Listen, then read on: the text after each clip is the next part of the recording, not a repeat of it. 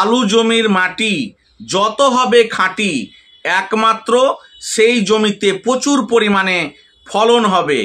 তাই আপনার জমির আলুর মাটি যেন খুবই উর্বর হয়, তার পাশাপাশি মাটির পিএইচ ব্যালেন্স যেন 6-এর মধ্যে থাকে।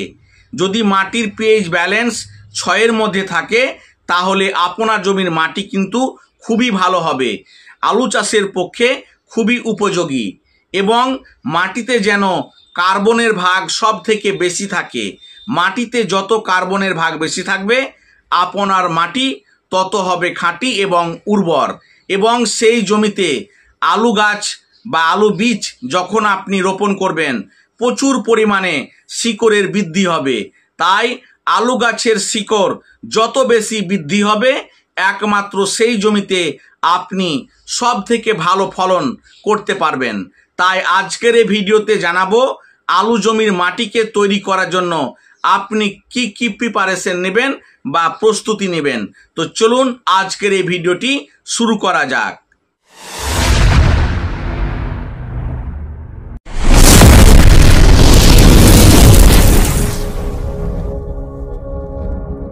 নমস্কার, আমি শুভ।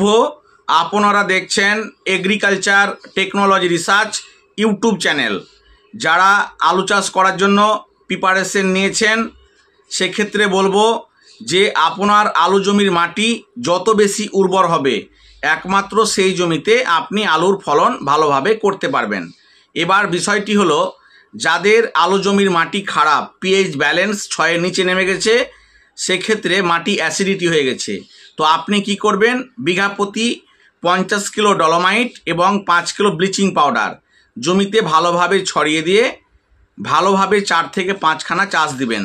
তাহলে মাটিতে থাকা যে মিথেন গ্যাস সেগুলো বেরিয়ে যাবে, যার ফলে মাটি কিন্তু খুবই উর্বর হবে এবং মাটির যে পিএইচ ব্যালেন্স সেটা ঠিক হয়ে যাবে। এটা করবেন। তবে মাটিকে আরও ভালো রাখার জন্য যদি পারেন বিঘা প্রতি 1 ট্রাক্টর গোবর সার মাটিতে ছড়িয়ে দিবেন। এবং যদি গোবর সার হাতের কাছে না পান তাহলে বিঘা প্রতি 100 কেজি সর্ষে খোল ভালোভাবে ছড়িয়ে দিয়ে আপনি চাষ দিবেন। তাহলে মাটিতে আপনার প্রচুর পরিমাণে উর্বর হবে এবং সেই মাটিতে আপনি সব থেকে ভালো ফলন করতে পারবেন। তার পাশাপাশি মাটিতে বিভিন্ন রকম রাসায়নিক সার দীর্ঘদিন অ্যাপ্লাই করতে করতে আজকে মাটির অবস্থা খুবই খারাপ হয়ে গেছে। তো খারাপ হয়ে যাওয়ার কারণে মাটিতে থাকা যে কার্বন, সেই কার্বন কিন্তু একদম অনেকটাই কমে গেছে।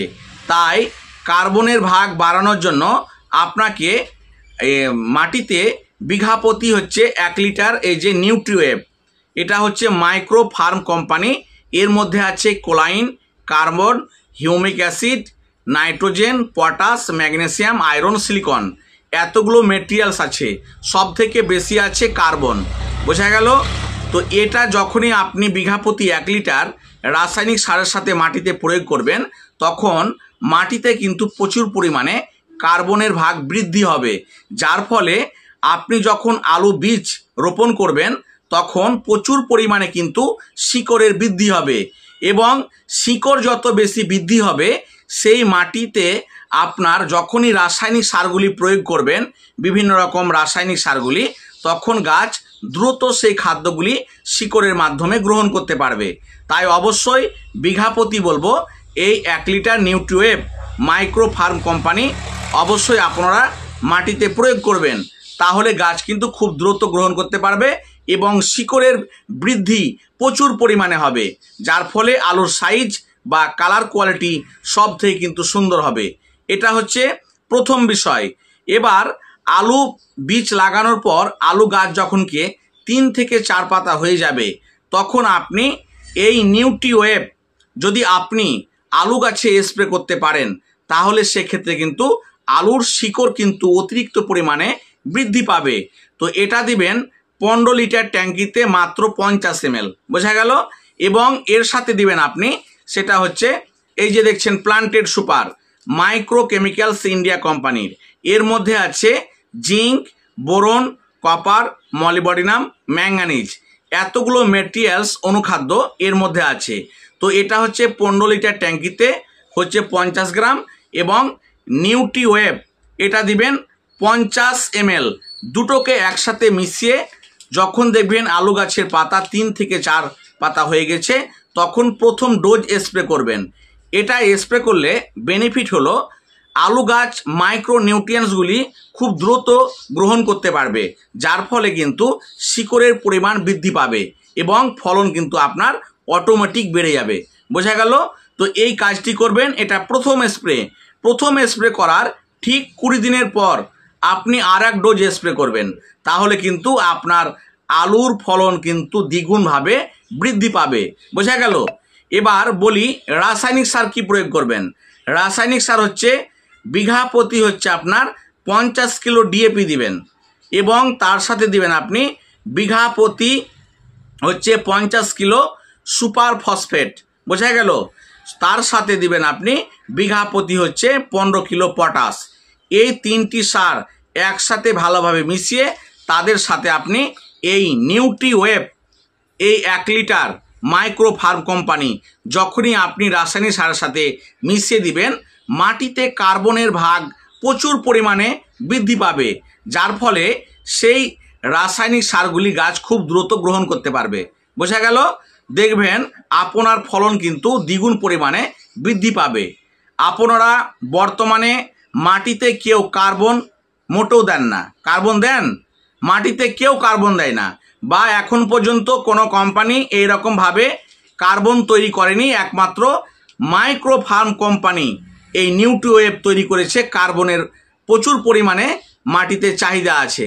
এটা যখনই প্রয়োগ করবেন আপনার শিকড় কিন্তু অতিরিক্ত বৃদ্ধি পাবে, যার ফলে ফলন কিন্তু দ্বিগুণ হবে। এই বিষয়টি খেয়াল রাখবেন। আর আরেকটি কাজ করবেন, বিঘা প্রতি হচ্ছে 2 কেজি হচ্ছে বোরন এবং 2 কেজি হচ্ছে আপনার ক্যালসিয়াম অবশ্যই মাটিতে প্রয়োগ করবেন। তো এগুলো যদি আপনি করতে পারেন তাহলে কিন্তু আলুর ফলন আপনাকে কেউ আটকাতে পারবে না। বোঝা গেল? এটাই হচ্ছে আলু জমির মাটি তৈরি করার আসল রহস্য এবং শিকড় বৃদ্ধি করার আসল রহস্য। তো আলু গাছের শিকড় যত বেশি বৃদ্ধি হবে একমাত্র সেখানে আপনার ফলন কিন্তু দ্বিগুণ হবে। বোঝা গেল? তো আমার এই চ্যানেলে যারা প্রথম চ্যানেলটিকে এখনও সাবস্ক্রাইব করেননি, চ্যানেলটিকে সাবস্ক্রাইব করে সঙ্গে থাকুন। এবং আমার কীটনাশকের দোকান আছে, প্রায় অনেকেই জানেন। বেগুন থেকে শুরু করে সমস্ত ফসলের A to Z যদি ট্রিটমেন্ট নিতে চান তাহলে আমার এই অ্যাড্রেসে যোগাযোগ করবেন, সমস্ত ফসলের A to Z ট্রিটমেন্ট পেয়ে যাবেন। তো চলুন আজকের এই ভিডিওটি এই পর্যন্ত শেষ করা যাক। নমস্কার।